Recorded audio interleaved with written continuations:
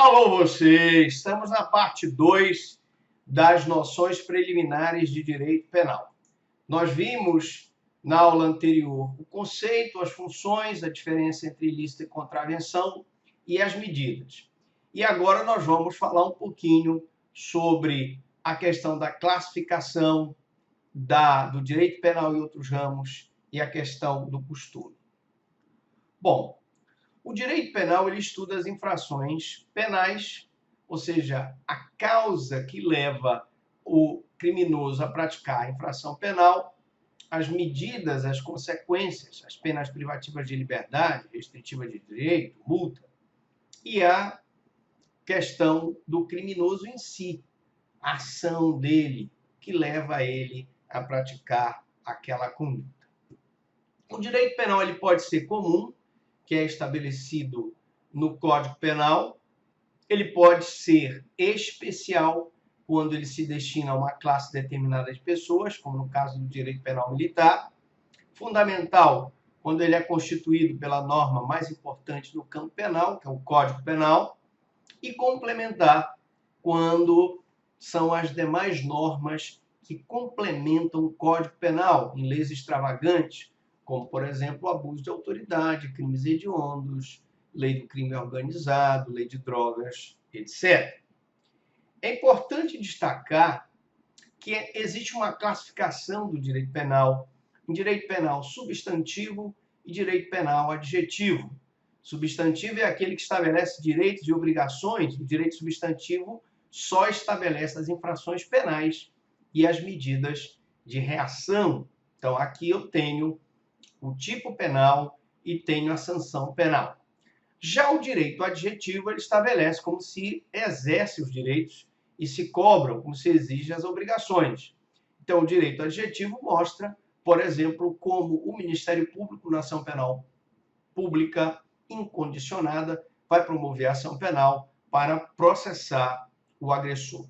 É o direito pelo qual A, o Estado, cobra de B por esse direito.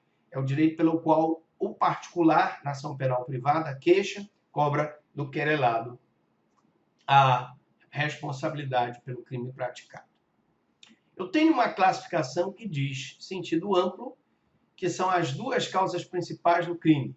Uma interna, biológica, endógena, são fatores biológicos que levam o criminoso à prática delitiva, e tenho a externa, ou mesológica, ou exógena, que leva o criminoso à prática delitiva. Tem fatores psicológicos, fatores sociais que levam o criminoso à prática delitiva. Muitas vezes a criminologia explica.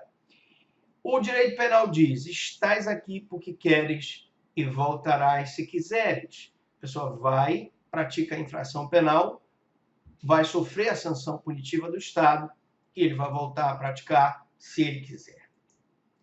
Evidentemente que o direito penal visa não proporcionar com que ele volte a praticar a infração penal.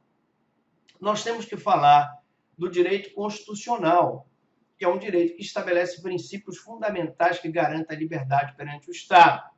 Esse direito que, por exemplo, assegura que ninguém pode ser preso sem que haja uma ordem escrita e fundamentada da autoridade competente. É o direito que diz que a pessoa deve ser presa em flagrante delito. É o direito que concede, por exemplo, a liberdade provisória, a fiança e todos os direitos que o acusado tem frente ao Estado opressor do seu direito à liberdade.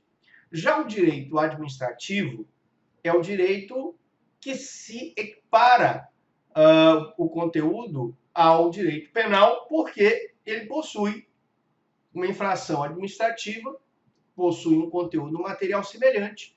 A pessoa que pratica uma infração administrativa, ele sofre um processo administrativo e será punido na forma da lei, de acordo com o processo com o direito administrativo. Já o processo penal somente se processa através do...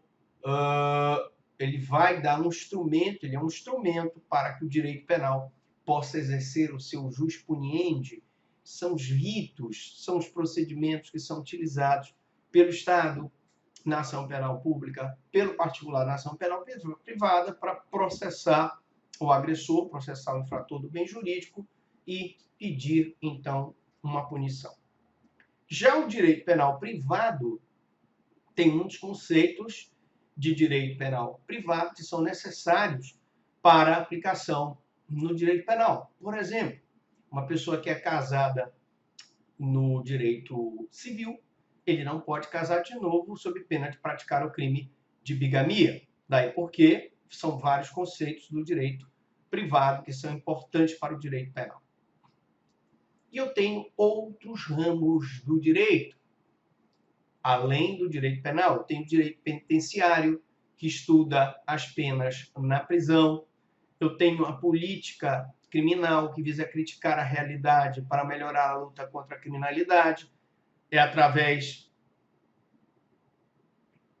da política criminal que eu tenho uma crítica ao que vem dando errado, por exemplo, no sistema penitenciário, para que ele possa melhorar e evitar que o criminoso volte a delinquir. A medicina legal é um conjunto de conhecimentos e medidas utilizadas para o esclarecimento do crime. Aqui eu vou ter os exames periciais, eu vou ter a balística, eu vou ter o exame para apurar se o acusado tinha condições de entender o caráter ilícito do fato e etc. E aí eu tenho os outros ramos do direito. Eu tenho a criminalística, que é um conjunto de conhecimentos de outras ciências para a elucidação do crime. E aí entra, por exemplo, a balística, entra a própria medicina legal, a antropologia criminal, ou biologia criminal, que estuda o criminoso como um ser individual, biologicamente, e a sociologia criminal, que estuda o criminoso como um ser social. Eu tenho fatores biológicos, psicológicos e sociais que levam à criminalidade. E aí vamos falar um pouco de fontes do direito penal. Fontes do direito penal. Quais são as fontes do direito penal? As fontes do direito penal são todas as normas pelas quais são criadas, modificadas ou extintas as normas de determinado ordenamento jurídico. Uma espécie de produção normativa. Então, o que cria, extingue e modifica o ordenamento jurídico é fonte. E com elas se manifestam a integração e a incorporação das normas ao ordenamento jurídico. Nós vamos ver, por exemplo, as fontes que vão fazer, vão propiciar analogia, a doutrina, a jurisprudência, os princípios gerais do direito. Mas a gente vai falar isso na aula 3.